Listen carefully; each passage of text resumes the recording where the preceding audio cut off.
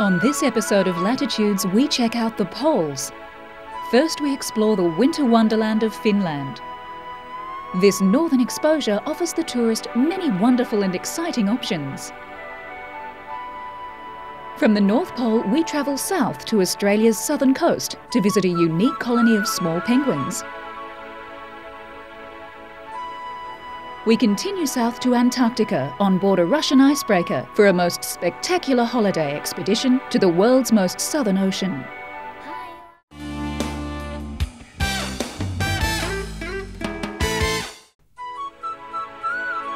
This is Finland. It's a wonderland which has its very own individual Nordic identity.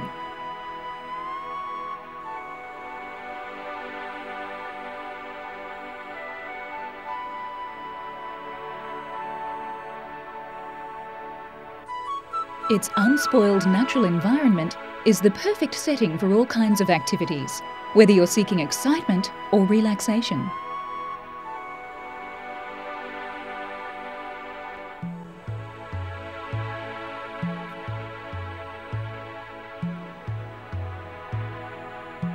Finland has a vibrant cultural life, with a busy calendar of festivals and events to suit every taste. The activities that Finnish summer has to offer may already be familiar to many.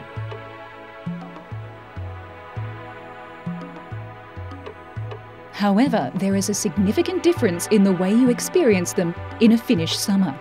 Bright nights, geographical differences and variations in terrain give you a much wider selection of recreational activities to choose from.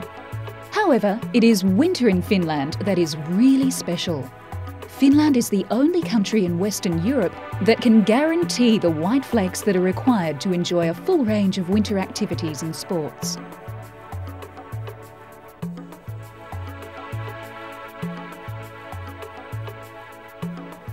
Even in a mild winter, a vast snowfall is assured.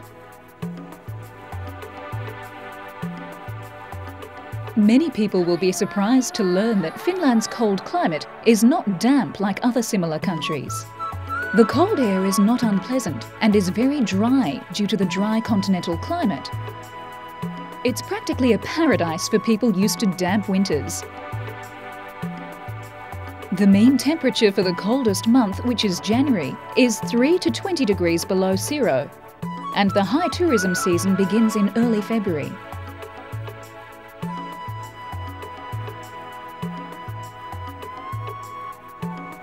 In Lapland, in the northern region of Finland, the long days in March and April mean 16 hours of winter sports in brilliant sunshine. The peak season for outdoor activities in this area is February to March. The winter season extends well into May in the northwestern corner of Lapland, and there is always plenty of snow in eastern and northern Finland, even if the winter is unusually mild.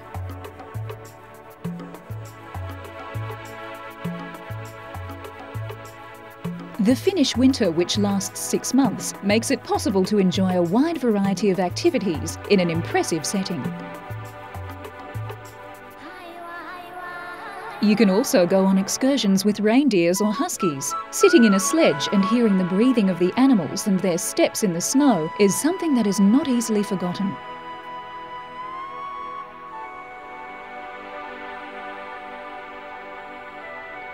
Snowmobiling is a chapter of its own. You can flash through deep drifts of snow in the forests, over the lakes, and up to the top of the fells.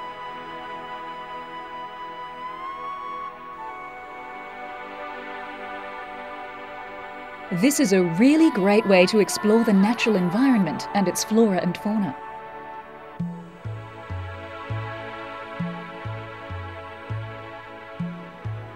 It doesn't take long to get used to the Finnish winter, and it doesn't take long to pick up the snow-how of the Finns. Tranquility, scenic beauty, guaranteed snow. That's the Finnish winter wonderland.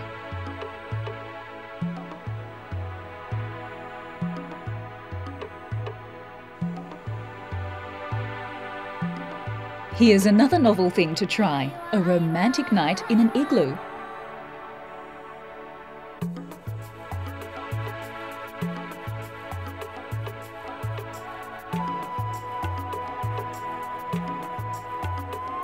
This is a hotel that's made up of individual igloos. These are created in the traditional method and are 100% snow and ice.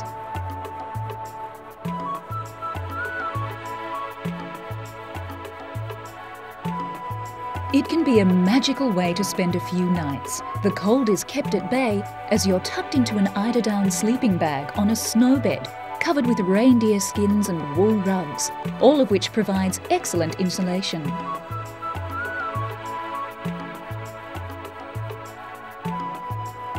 Need time and a place to relax? Want to experience something new without the jolt of a cultural shock? Fed up with sprawling cities full of stressed people and smog? Then visit the city of Helsinki, Finland's capital.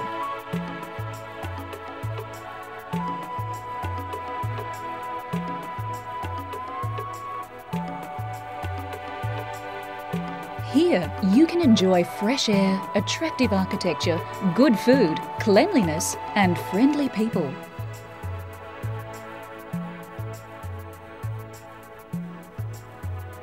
The city is full of contrasts, from the buzz of the business city to the tranquility of the suburbs.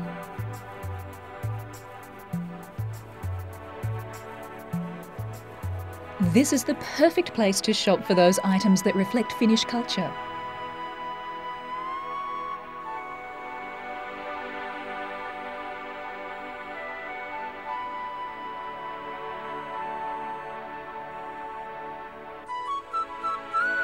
Lovers of art and culture will discover a varied calendar of events and activities, including all kinds of music, dance, ballet, opera performances and festivals every day.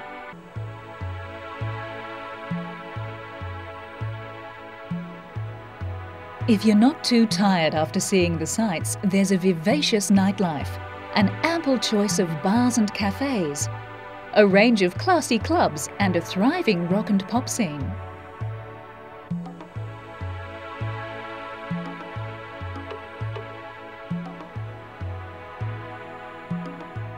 The extremely safe and clean cities, unspoiled natural environments, fresh, unpolluted air, the presence of the sea and the green flora are what makes Finland an ideal holiday destination.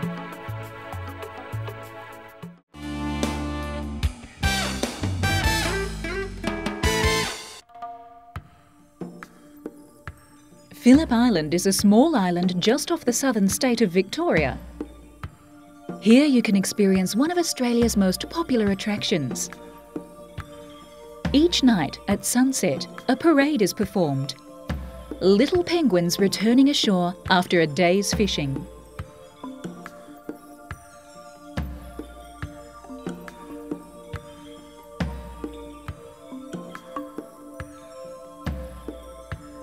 These are the world's smallest penguins in their natural habitat. The penguin parade is viewed from stands and boardwalks.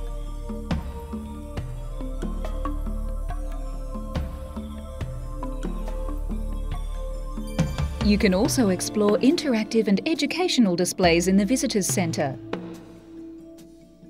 and take the walking tracks that cover some of the world's greatest seascapes. The penguins at Phillip Island are the smallest of 17 species of penguins in the world. They're only 33 centimetres tall. Their largest Antarctic cousin is the emperor penguin, which can grow to 1.3 metres. Most people will be surprised to know that penguins are only found in the southern hemisphere, so you'll never see a penguin and a polar bear together in the wild.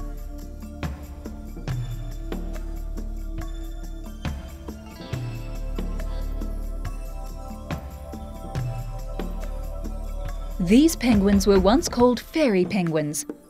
However, their name has been changed to little penguin, which is a more accurate translation of their scientific name, Eudiptera minor.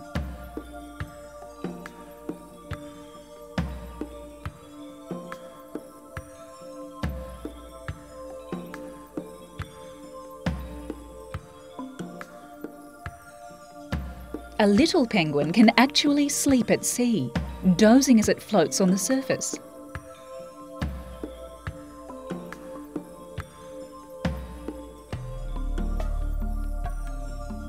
penguins may swim 15 to 20 kilometres a day searching for small fish to eat. One penguin was recorded travelling 100 kilometres in one day. They can dive to depths of 50 metres, and one penguin was recorded diving to 63 metres.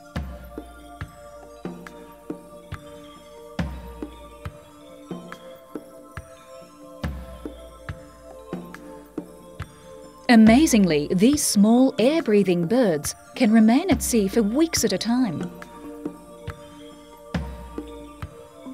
However, they do get landlocked for a 17-day period while they molt. This occurs yearly.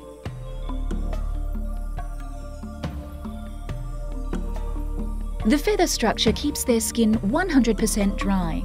They are completely waterproof. A little penguin's life is not easy. Their natural hazards include sharks, birds of prey, rough weather, and fish shortages. We humans have increased the hazards with our plastic rubbish, oil spills, and on land they have been struck by cars. But the worst thing we've done to harm these cute little critters was introducing foxes, cats and dogs to the area.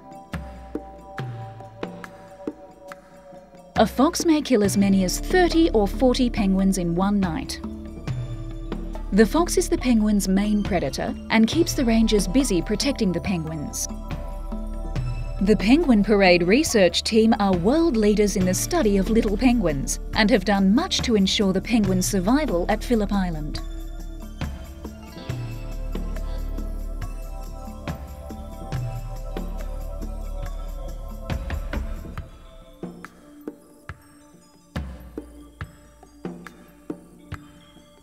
Phillip Island Nature Park is a self-funding organisation dedicated to protecting little penguins and other wildlife and their habitats on Phillip Island.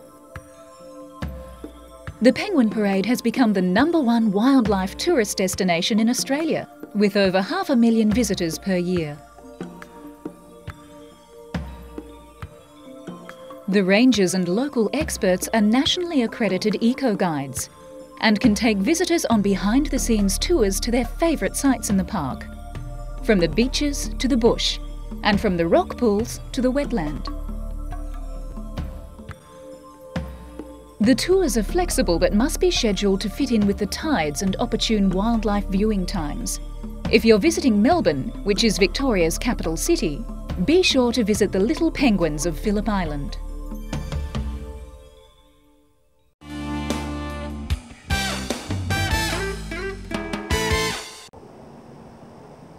This is the small town of Ushuaia on the southern tip of Argentina. It is very picturesque but cold and rugged. This is also the gateway to Antarctica. This is the wharf at Ushuaia and is the departure point of the Polar Pioneer. Polar Pioneer was built in Finland in 1985 as an ice-strengthened research ship. And for many years she plied the treacherous waters of the USSR's northern coast. In 2000, she was refurbished in St. Petersburg to provide comfortable accommodation for 54 passengers. The Polar Pioneer is one of the most respected tour ships that is now taking adventure seekers to some of the most harsh environments of the world, Antarctica. As the ship departs, great views of the area can be had. However, some passengers have expressed attention as the vessel leaves the safe waters of the bay and enters the most southern region of the Pacific Ocean. But a visit to the bridge of Polar Pioneer puts everybody at ease. It's spacious and fitted out with the latest state-of-the-art navigational equipment. And the Russian captain and crew are among the most experienced ice navigators in the world. This vessel's crew is legendary in both their experience and enthusiasm to share their knowledge with the passengers. Rough water can be experienced, but this ship was built to ply these waterways. Again, a visit to the bridge to witness the crew working their trade against nature is one of the most exciting aspects of the journey.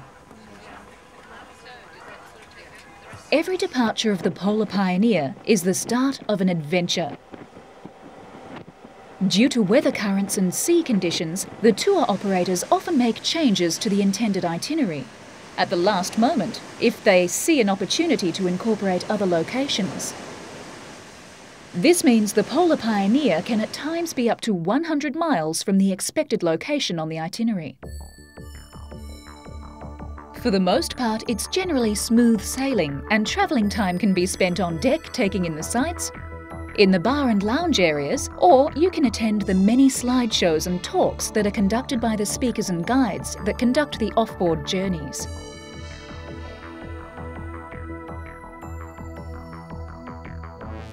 The first sight of the ice-locked areas of Antarctica is one of the highlights of these tours.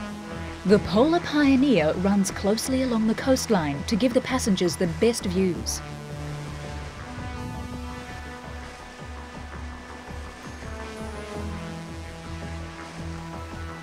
The deep waters of the area allow the vessel to navigate very closely to the shoreline. The majesty of the wilderness can be overwhelming, and a sense of isolation is felt by many passengers. After the onboard talks, the areas have relevance as the hardships of the early pioneers on warden ships become more clear at this time.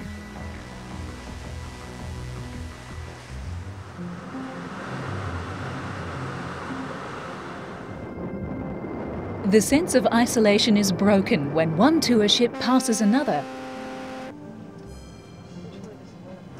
Here the crews relay weather and condition information to each other.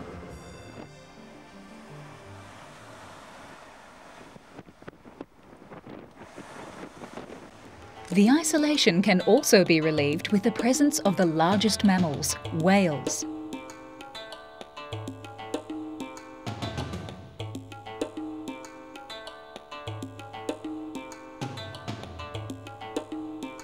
Passing through the soaring cliffs of the Noumea Channel, one of Antarctica's most exciting anchorages becomes visible, Port Lockroy.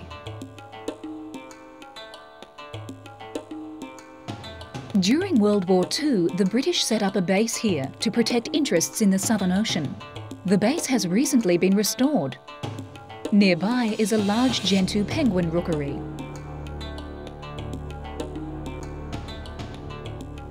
Surprisingly, there is a post office and souvenir shop here that's open during portions of the summer.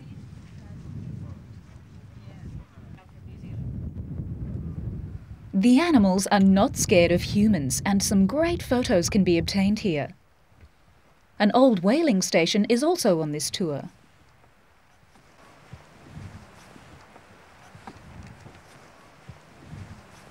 Port Lockroy is the most popular tourist stop in Antarctica. In 1998 to 99, there were 6,473 visitors.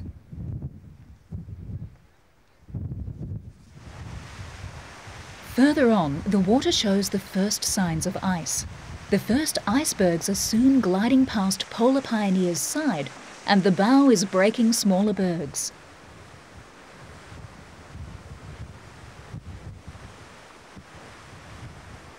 This is exactly the type of environment the Polar Pioneer, its crew and the speakers are at home in. People are generally overawed by the colour and formations of these floating pieces of art.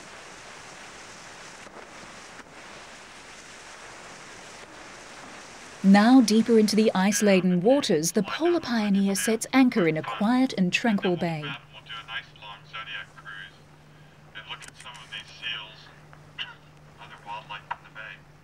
As the anchors are dropped, passengers are advised to prepare for their first opportunity at getting a very close look at some smaller icebergs and other natural ice-like sculptures.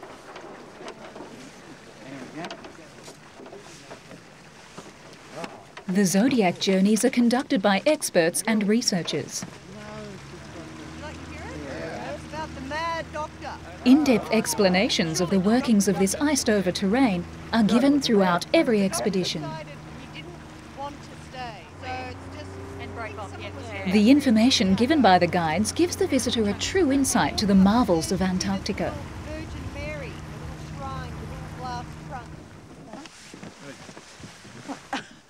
On this expedition, a short look at an unmanned research station was organised before the guides took the group deeper into the ice-covered waters. The seals are a favourite, and if they awaken, they will often greet the visitors by putting on a display of high-class water aerobics. Again, the crew took an opportunity provided by weather and light conditions to give these passengers a treat. The tranquility of the scene is only broken by the outboard motors of the Zodiacs as they motor through the pristine environment.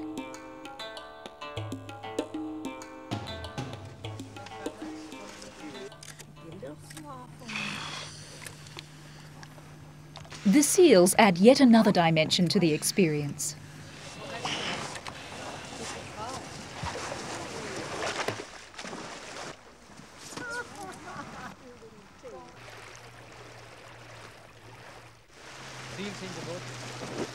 The shapes and colours of the ice formations are mesmerising, and the clarity of the water acts as a prism to even further enhance the spectacle.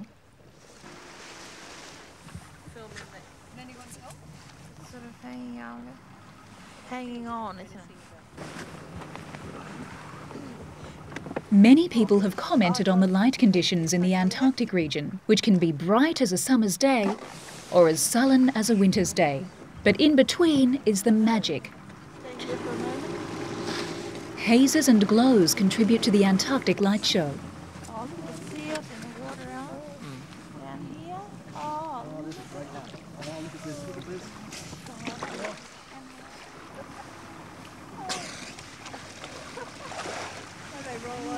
Occasionally, a truly mind-numbing event can be observed. This group witnessed the collapsing of a smaller iceberg.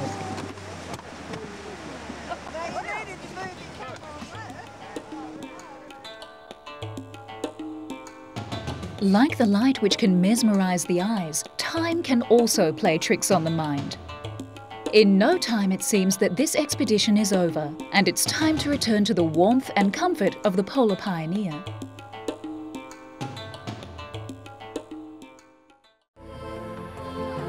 Join Latitudes again when we next trek the globe and explore fabulous and exciting holiday destinations. For further information regarding any story on this episode, log on to www.pbtv.com.au. This program is proudly supported by PATA and Always Dive Australia.